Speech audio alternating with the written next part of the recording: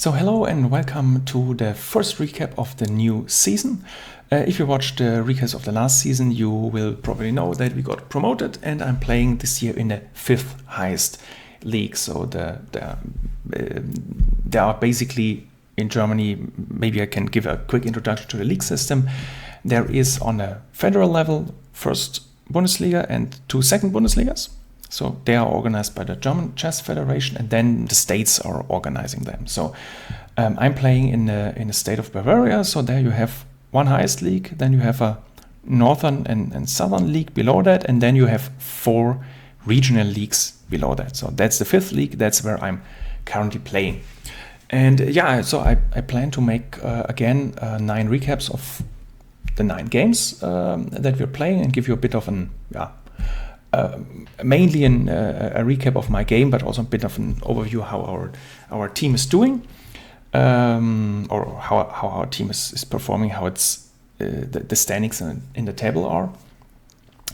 As a newcomer to the league, we played in the league a few years before. So 2 years ago we got relegated, and before that we played a few years in that league. But now we are again new in that league, and most teams are stronger than us. So there are 2 teams that are roughly our level, but the rest of the teams is pretty much stronger than us. Our opponents in this first round, and also the opponents in the next rounds, will be all stronger than us. So basically all the matches in 2025 will be very hard, and the weaker teams will come in the last round. So in the first round, we had on average 70 rating points less. Not on every board, so I had a bit harder task than others. So in my case, my current German rating is 1841, and my opponent had a rating of 2032. So close to 200 points difference, 200 rating points difference. So I had a pretty tough task, but okay. As you can see here, I was playing with the white pieces in this game. So then you have a bit of an advantage. So maybe you can try something. Okay.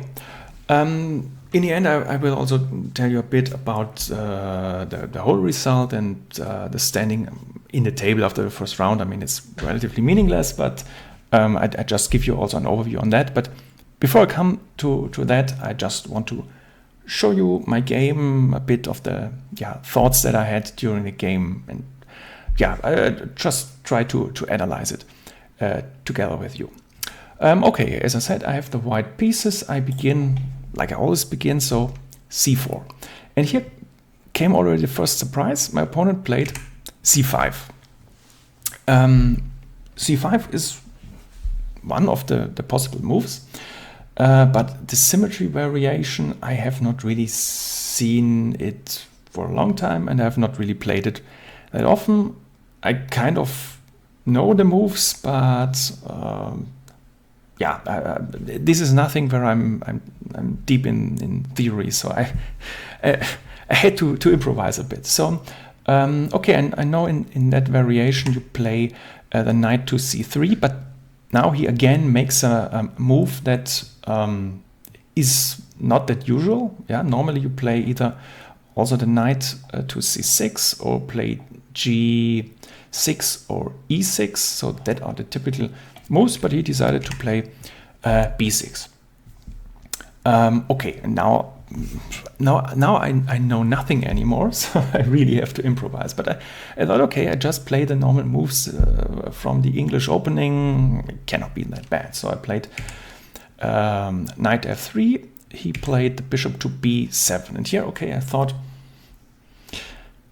I want to play this normal setup. So g3, bishop g2, castles. So can I do that? And I thought, okay, if I want to do that, I should do it right now, because right now there is not really something that he can do against it.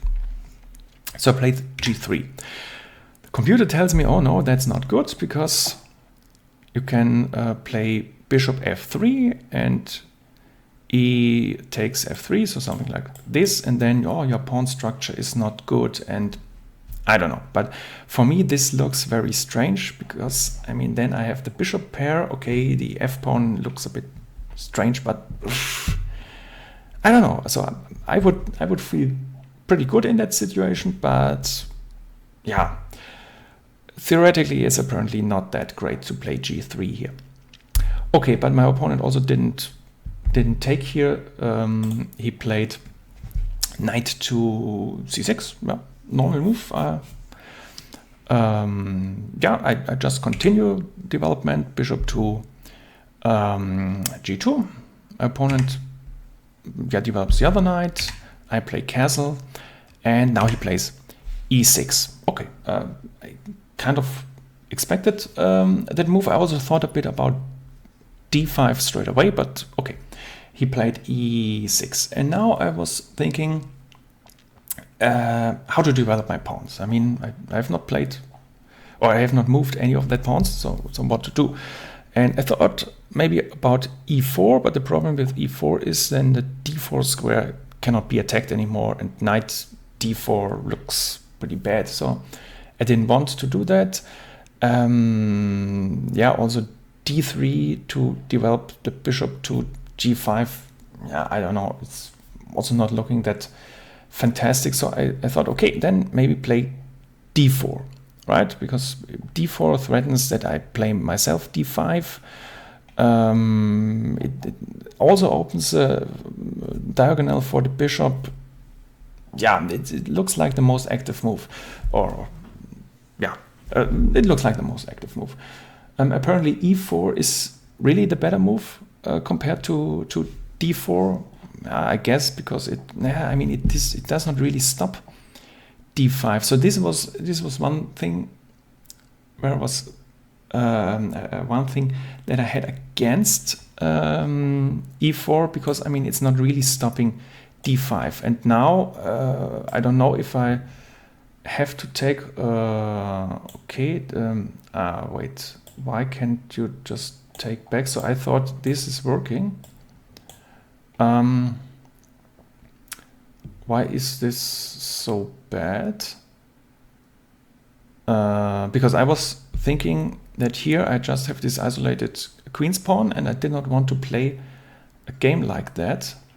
But why is that so horrible? I mean, okay, you can play, you can give your check, but then he develops like this and this. And why is he saying it's plus 3 point something? Okay, you can move here, okay. Wait, best move is sack the queen? No, I cannot believe that. What's the problem actually? Sorry, I did not analyze that variation. I have no idea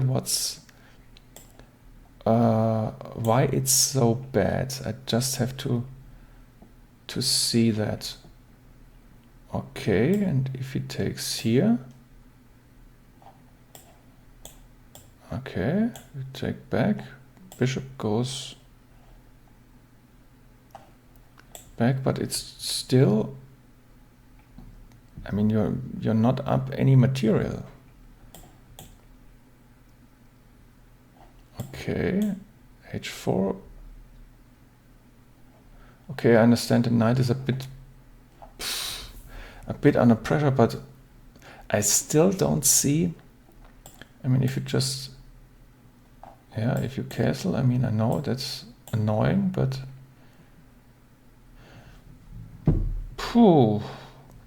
yeah, I still do not really understand why this is. I mean, okay, yeah, the black pieces are a bit yeah, they're not really well positioned, but yeah,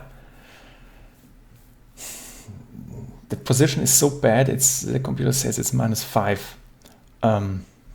Okay, I did not see that it's really that bad to play d5 against e4. Yeah, so if I would, I mean, I still do not really understand it with the analysis. I mean, I see, okay, it's all, the black position is all pretty pressed and but yeah, I still do not 100% understand why it's so horrible in the eyes of the computer.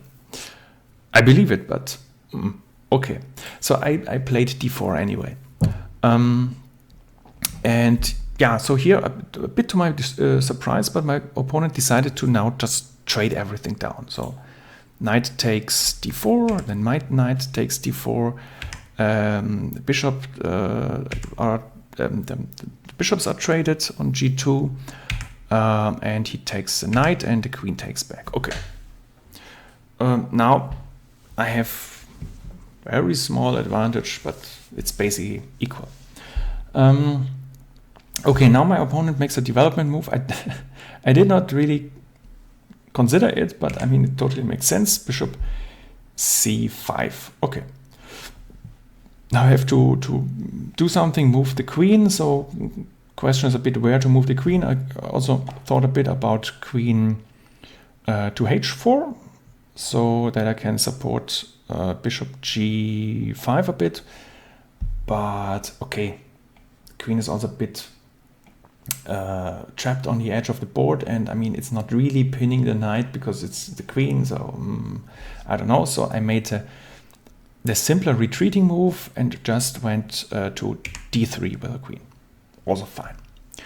And now, so I expected castles, but he decided for queen to c7. I mean, also makes sense. So then the queen can attack on this diagonal. There is not really a pin anymore after bishop to g5. So totally makes sense. Okay, and here I was thinking about, okay, how can I stop the queen attacking the king? Yeah, so I thought about, okay, I can retreat the king, but king g1 is also not really good, because then I just self-pin my f2 pawn because of that bishop, so not really great. And then I thought, okay, maybe e4, yeah, because I anyway want to play e4 to protect the d5 square, or to stop him from playing d5. I mean, then I really stop him from playing d5.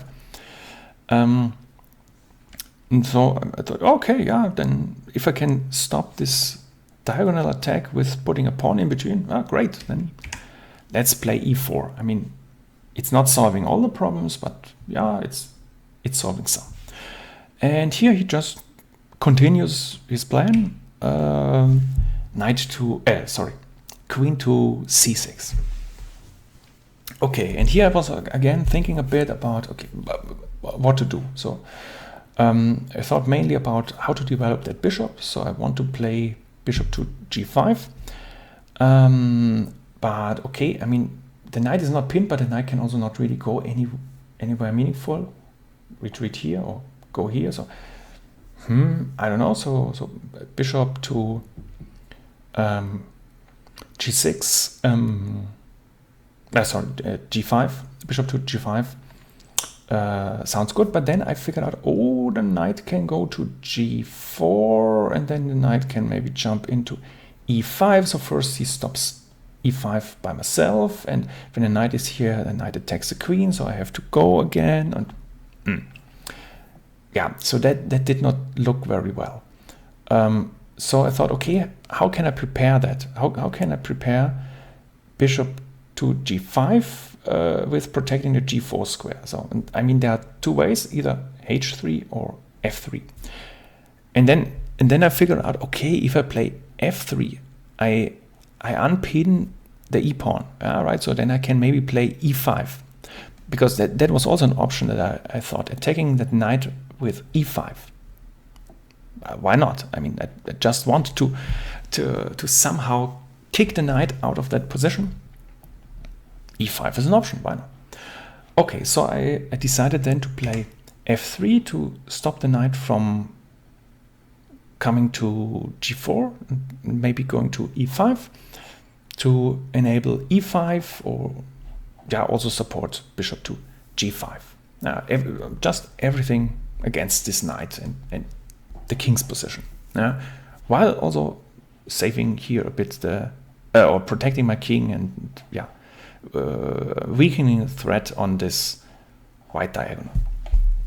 Okay, now my opponent played castles, so now the e8 square is emptied for the knight. Okay, I mean, yeah, I've seen that, but I mean, what should I do? So I have to somewhat develop the bishop. I also was thinking about something like bishop e3, yeah, or also bishop f4, because then I stop e5, and maybe I can also go to d6 at some point. I don't know. Bishop on f4 is also supporting something like knight to f5, and then maybe knight to c7. I don't know. So those were some ideas, but I thought, okay, first bishop g5. This is the simplest threat. Okay, now he retreats the knight. Yeah, there are not really that many options or alternatives. And okay, here I was thinking about a few ideas. So first I thought, okay, maybe attack this bishop. And my attacking plan was something like a3, b4, so very, very simple. Problem is, after a3, he can just play a5, and that square is protected, and I cannot really support it. Yeah, I mean, okay, I just see that you can maybe play knight to a2, or you can also play rook to b1. So yeah, if you really want to push it through, okay. I did not really see or feel that. I was not feeling that bad, because after a3, a5, you can also play knight to b5, because that square is not really attackable, but I felt like this is also not such a smart idea, because he can, just show it. If it's something like this and this and this, the knight can go, I don't know if there's a difference or where it's better. I feel like I would prefer to go here. But yeah, now the knight is not really that strong. It can be traded down.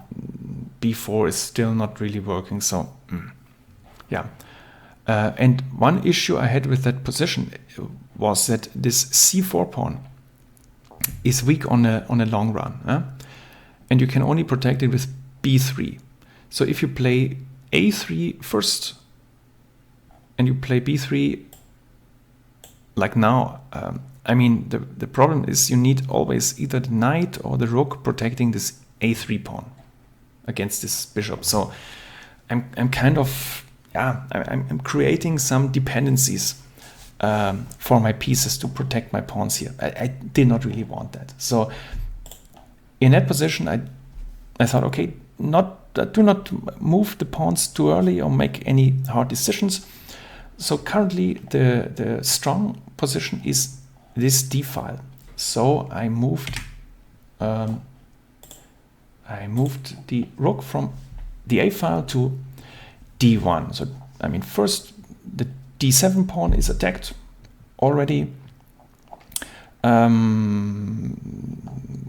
Okay, I can also use that rook as a defender against a d5 push, maybe. Yeah, so it's a bit attacking or defending the d file.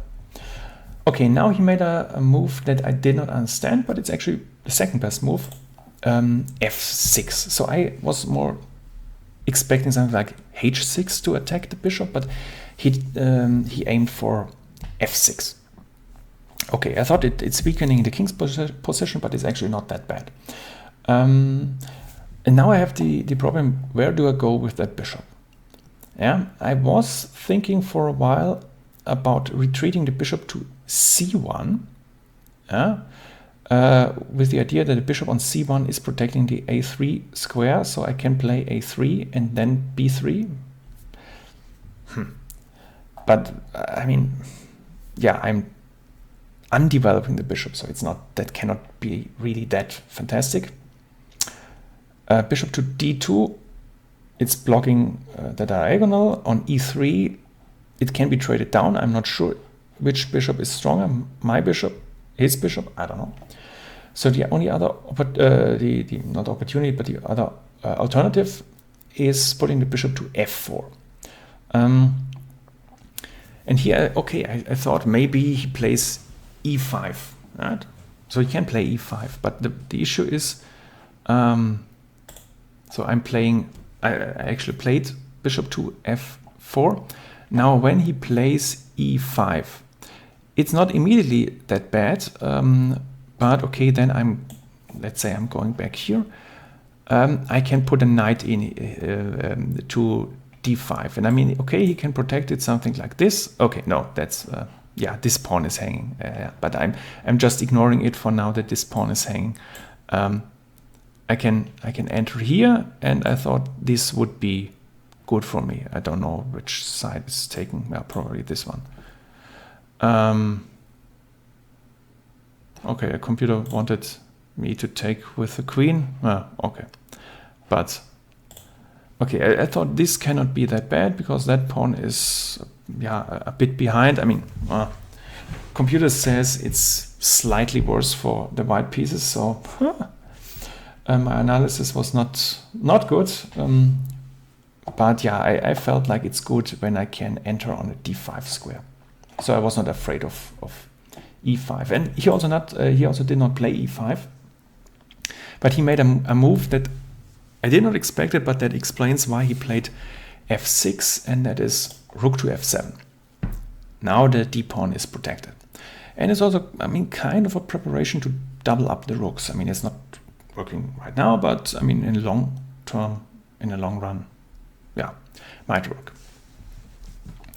Okay, and here I was a bit out of my plans. I had no idea what to really do, so I thought, okay, repair the weaknesses, yeah, because I have some weaknesses. So for example, the c4 pawn is weak, and that was my main concern. So I thought, okay, do not attack this bishop with something like a3, b4, but play serious and careful b3, just protecting this pawn. Okay, as a counter move, he played a6, so now my knight cannot go to b5 anymore. Okay, I still had not really an idea how to proceed, what to do. Should I double up here? I mean, you can play rook d2, or maybe the other way around. No, rook d2 and then the f rook to d1. Yeah, I cannot really play a3 right now, but maybe something like bishop back to c1, a3, b4, I don't know. And then I was thinking, okay, maybe I can do an attack on the king. I mean, I felt like this f6 move was weakening the position. I also was thinking about something like e5, but does it really help? I mean, if you play e5, he can trade, so f takes e, bishop takes e5, right? e5, f takes e5, bishop takes e5, but then this f3 pawn is weak, and yeah, rook is attacking, queen is attacking. I don't know, that felt not that good. But there's another way how to attack the king, and that is by playing or by pushing the h pawn. So h4, h5, h6. h6 is protected by the bishop, so I mean, at some point, yeah, he does not have to take. So this is the issue for myself. He does not have to take. He can also play g6 or maybe g5. When my pawn reaches h6, can just move away and nothing happens. But anyway, I did not know what to do better, so I just played h4, also to stop g5 from happening. I mean, I think g5 is too risky, it weakens the king, but yeah, this way he cannot play g5 anymore. Okay, and now what he's doing is playing the bishop to b4, attacking my knight. So Here I first thought about playing rook c1 because I mean it looks very plausible that the rook is the strongest in the c file when the queen is kind of x-rayed. But then I thought, okay, do I really want him to trade here? I don't know. I think the knight is my stronger light piece. So I felt like, okay, I can retreat it to e2 and then maybe attack again on d4 because now the bishop is not here, so knight can go to d4. Why not retreat it to e2? Okay. And now he makes a move, that's kind of expectable. b5.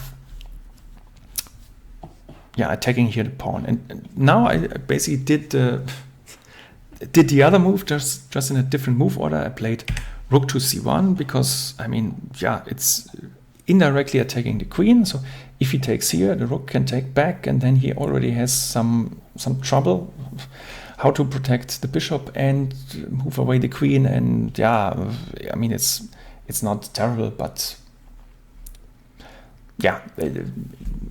it causes already a few problems for him. Okay, and in this position, in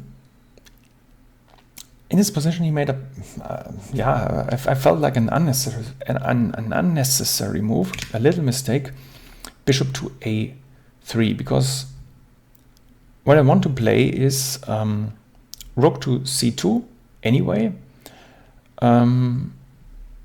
I wanted to play it before. I don't think that the bishop is stronger positioned on a3. So I just play my rook to c2. And okay, now I don't know if I really threaten c takes b5. But anyway, so he plays rook to c8.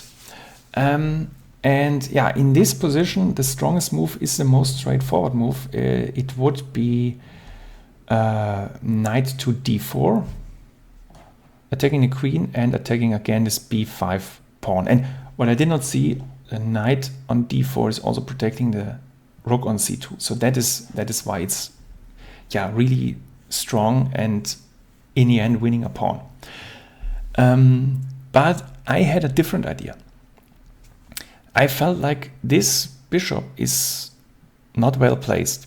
And I was always thinking about, wait, if I can play b4, the queen is attacking the bishop and the bishop cannot go to those two squares. And when b4 is protected, can also not go there. It cannot be defended by any piece. I can trap the bishop. So I decided to go for bishop to d2 with the threat b4. But this creates a new problem. He can play queen to d6, and queen on d6 is protecting that bishop, is looking for a queen trade. Everything's not ideal, but I had my idea, so I wanted to push my idea through, and I played queen to c3, again threatening b4, winning the bishop.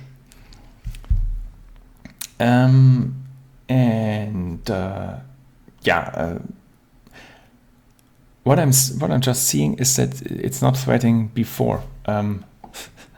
It's not threatening b4, because when he plays, for example, this, and I play b4, he can just take here and if I take the bishop, the rook is gone. And now everything is hanging. So it's absolutely not working.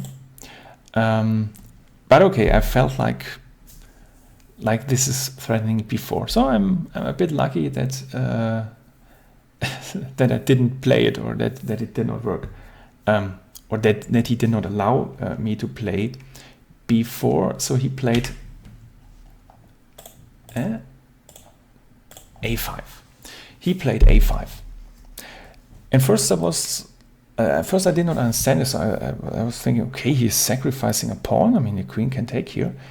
But then I was lucky that I understood, okay, the threat is queen to d5, right? If I take here, you can play queen to d5. Oh, okay, it's actually not, it's okay.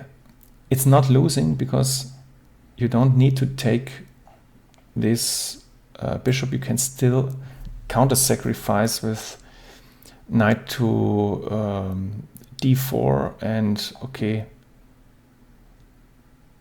taking here is actually bad because then you're just down the pawn.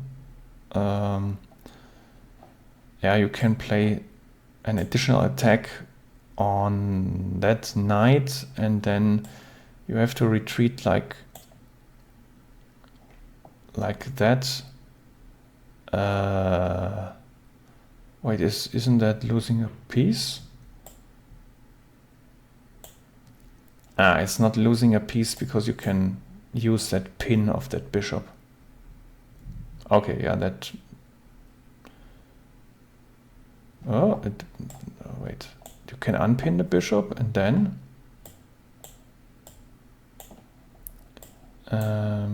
How do you get back the?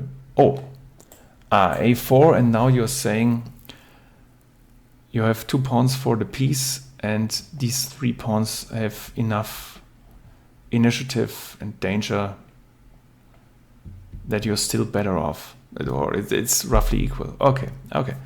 Yeah, I also did not see that.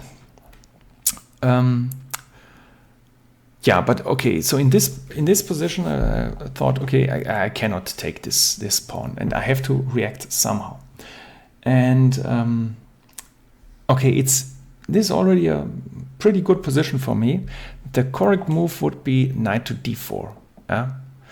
I did not consider knight to d4 because I was afraid of bishop to b4. I thought bishop to b4 would be bad and my queen would need to run somewhere and then he could trade here and break the pin maybe at some point. Yeah, I did not like that. So I wanted to avoid all the threats of bishop to b4 and the queen. So I played queen to d4, which is now giving away all my advantage. Now it's perfect 0. Yeah, but only when he plays the right way and he is going for an exchange, and now I get back again an advantage. Not terribly big advantage, but some advantage. Okay, here I'm forced to take back. Yeah, he does not drop the b pawn just like it is. He takes on c4, and now again a critical situation where I made the wrong move. So I thought, okay, I can take back the c pawn any time because the rook is pinned to the pawn, so you cannot take here. So I take the a pawn. So that's my plan, how I win a pawn. So just taking back this pawn and then winning that, taking back the a pawn and then winning the c pawn. This is not really the best or correct way. So the thing is, what is important in this situation is that knight d6 is kind of repairing black's position nearly completely, because the knight is protecting the c8 rook, so the pin is basically not a pin anymore. The rook can retreat from f7 to f8 and connect here. So yeah, all problems are kind of solved. And what you should play with the white pieces is knight to b5 to prevent knight to d6. But okay, I did not see anything of that. I just took the a5 pawn. My opponent also didn't see that. At this point, he already was on very low time, so he was definitely below 10 minutes, and this is move 26. I still had maybe 10-15 minutes more than him. Yeah, I think I had maybe 20 minutes or so left. at this point he was on below 5 minutes. So yeah, he couldn't really think that much anymore. So what he did was activating the bishop, bishop to c5, attacking my knight. This is pretty big mistake. So before that, it's again equal when he plays a knight to d6 and playing the bishop to c5 is it's plus 3.6 for me. Let me just go back, because there is one thing that I did not 100% understand, because I also thought about something like, okay, yeah, if he goes here, I thought I can play this and then trap the bishop, but it's not really working because the knight protects the b5 square and I cannot really go anywhere. I cannot go anywhere with the rook. Yeah, I can go with the rook to, I don't know, f2 and support knight to c2, but everything is undefending the b2 square, and then the bishop can somehow escape, or maybe also at some point knight to b7 might work. So you can just take this bishop, and yeah, my bishop is also kind of, it's not trapped, but okay, so trapping that bishop still does not work.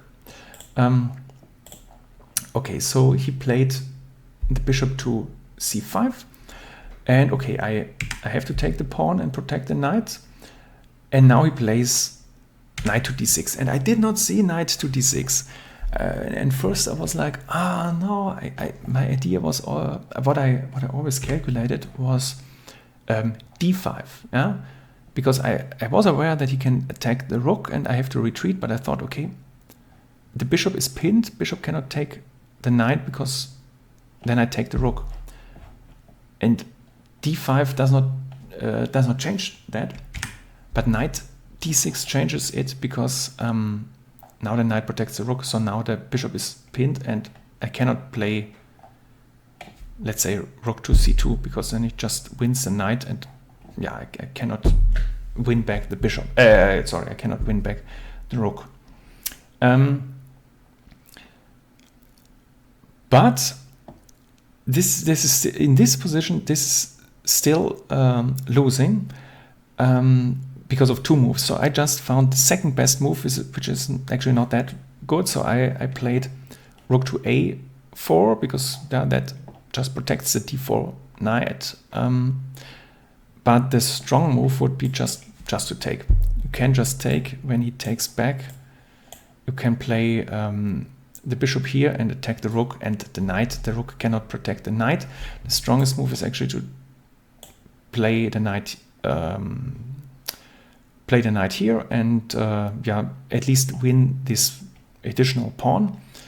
I mean, there are two options: either take the rook, but computer says it's better to take the knight and say, okay, I have two pieces for the rook. Yeah, normally two pieces for the rook are pretty good, so I get it, and you have the two passed pawns, so yeah, perfect. But in this position I played the second best move, rook to a4. Okay. And now he played knight to b7. Okay, and my bishop is tagged. At the same time, the question is a bit where to go, but I decided to play on a first look, a bit risky move, bishop to c3, but I mean, there is not really any meaningful discovery for this bishop. Yeah, so it feels a bit stupid to go into that to the c file, but there is no discovery. And I also have at all times knight to e2 to protect the c3 bishop. And okay, if he decides to trade his bishop on d4, okay, then rook to c2 is possible, but I can just play rook f2. I can simply defend my second rank, or and in principle I also have counter checks at some point. So yeah, okay, it's not bad. And now he made again a bit of a mistake in time pressure or under time pressure. It's actually not that horrible. He played d5, so I was not understanding it, because I mean it's dropping the e6 pawn, but okay, it's actually not that bad. It opens the whole board and gives him some counterplay chances. So yeah, why not? I'm just taking the free pawn. He is trading on e4, and now I was thinking, so there are two options: either taking back on e4, then I'm 2 pawns up, or the alternative was taking the bishop. Yeah, trading down pieces. So first trading down pieces and also forcing him again in a pin. Yeah, so that was actually my plan. Knight takes c5. So what I've considered, first I show you the other move. So when he plays rook to c5, I can just check him. So he has to go here, takes, and then bishop to b4, and now yeah, the exchange is gone, right? So this would have been my my favorite option, but also the alternative option when he takes back with the knight. I mean, that is how it came. Now I can just play rook to c4, and now the knight is again pinned to the rook. Yeah, okay. What he did now was to trade here, just to keep that pawn. And so first I give you the results. So in this position, after I took with the rook on f3, he had all that moves just something like 1 minute or so. And in this position, he was thinking, and then after, let's say 90 seconds, I mean, he really did not have much more than 1 minute, he lost on time. So, I mean, yeah, he did not find any move, and I mean, the position is, according to Stockfish, also close to +5. So, I mean, it is lost, but yeah, so I practically a won on time, but the position is also very won. And in this position, what I calculated were basically 2 defensive moves. So one way is rook to f8, right, to protect this rook. So now the knight is unpinned. Problem is you can play bishop b4, and now the knight is basically, yeah, pinned in 2 directions. So the knight is attacked, and he cannot really retreat it. I mean, yeah, he can retreat it, but then this exchange is gone. So this is not really working.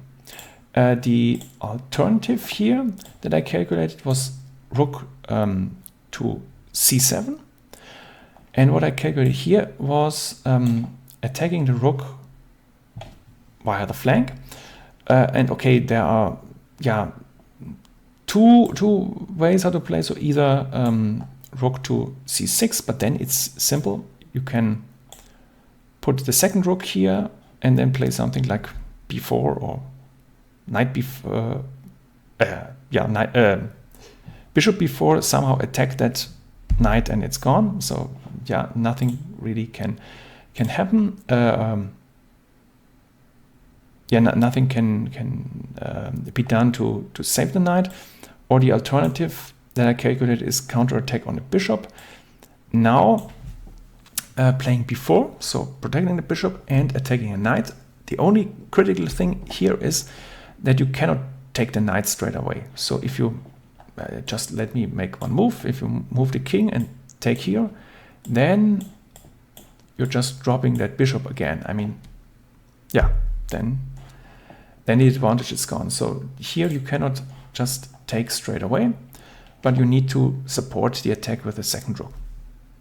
But then it's the same. So let's say he plays again rook a8 to kind of unpin the rook, but then you support it just with a second rook, and you have the same problem. So the knight cannot go anywhere. You're dropping the rook. So yeah, that were the main ideas that I had, and the issue is really that in this position you have the problem, you cannot go with the rook here because the bishop accidentally hits the rook, and you can also not go with the rook here because the bishop can attack it here, and the rooks are only safe on the white squares. And the problem is when the knight retreats anywhere, the knight can only protect the rook on a black square. So yeah, there's not really a way out of this. The best option according to the computer is putting the rook here, making a counterattack on the pawn on a2. Now you have to somehow attack knight. It doesn't really matter if it's the bishop or the pawn. Okay, just use the bishop, and then there's a counter check. There is just one critical thing here. Okay, in this position it does not work. It only works when you attack with a pawn. Here is still a trap, because if you go here with the rook, there's this check, and you're dropping the rook. Then you're losing, but you don't need to play that. So you can just accept, okay, rook check, and go here with the king, and yeah, then the knight is lost in the next move. And there's still this b pawn that has to be stopped somehow. So you have an additional piece, a pass pawn. You have an additional piece, you have a pass pawn that has to be stopped. So you need at least one rook to just blockade the pawn. So yeah, it's relatively simple to win. Okay, yeah, so that is the final position. Yeah, so now just a quick overview on what happened at the other matches. So at the point when I won, we were already up 3-1. So yeah, the board directly next to me, board 5. So I was playing board 6. Board 5 already won. Board 1 already won. And just the board next to me, board 7 lost. So 3-1. On the other boards, yeah, it sometimes looked a bit better, sometimes it looked a bit worse. And yeah, I had to wait for some time. So the first 4 decisive results were relatively quickly, but then it really took a while till the next results came in. And I think the next result was board 4. Board 4 had perpetual check. So our player was about to lose, but managed to keep it a draw. So then it was 3.5 to 1.5. I think then our board 3 lost. So board 3 had a complicated position. And yeah, could not keep it a draw. So then it was 3.5 to 2.5. And then our board 2 won. So I was hoping it before, because it was, I think, 3 pawns even up in an end game. So it looked very clear, but it really took a while until he finally converted it. But then we were won. And the only game that was still running was a board 8. This was a very wild game. So our player was down, I think, even 3 pawns in between, but then the opponent lost a full rook, just a fork, and losing complete rook. Then it was kind of equal, maybe a bit better for our player. Then the pawns, the passed pawns were running, and he got again in a losing position. And then yeah, there was somehow a variation in the endgame where he could turn it around and win in the end. So it was a very chaotic game. So in the end, we won 5.5 to 2.5 against a team that was on average 70 points higher rated. So it was a very surprising first round result. And yeah, a good start to the season for myself, for the team. At the moment, we are in the league on place 2. I mean, it's after the first round, it's not really a meaningful result, but yeah, it was a surprising win. You probably still need, I don't know, 2-3 wins to stay in the league, which will be very tough. But okay, it was already a good start, so nothing to complain here. Okay, so the next round will be already tomorrow when I record the video.